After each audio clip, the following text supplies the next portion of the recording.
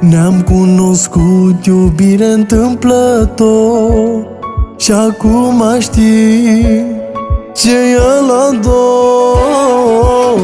Cât plâng de dor și cât mă chinuiesc, că nu văd ochii ce iubesc. Nu-i rană să doară mai tare ca dorul meu din depărtare. Mi-ai devastat tot sufletul și în mintea mea ești numai tu.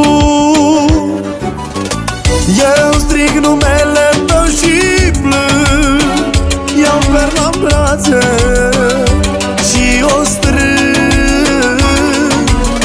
Mi-e dor de îmbrățișarea ta, de ochișorii ce nu-i pot vedea.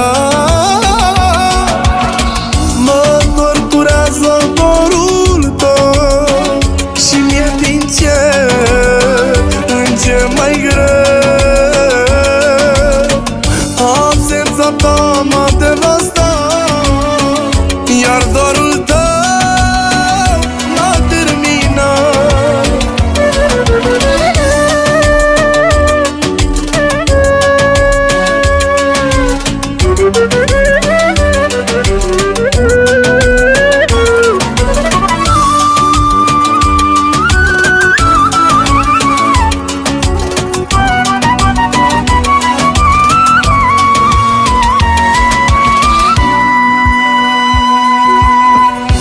Mulți ce nu cred deloc în speranță, în dragostea de la distanță, și-mi spun că odată va veni o zi când dragostea se va răci.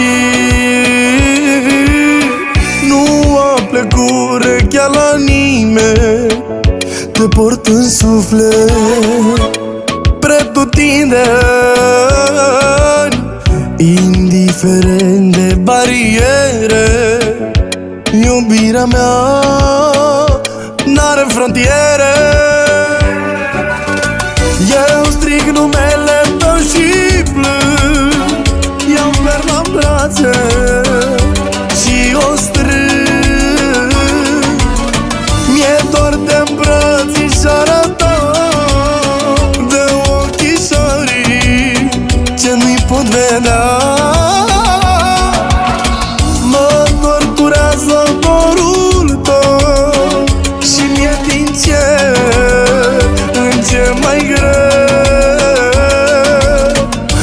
Absența ta m-a devastat, iar dorul tău m-a terminat.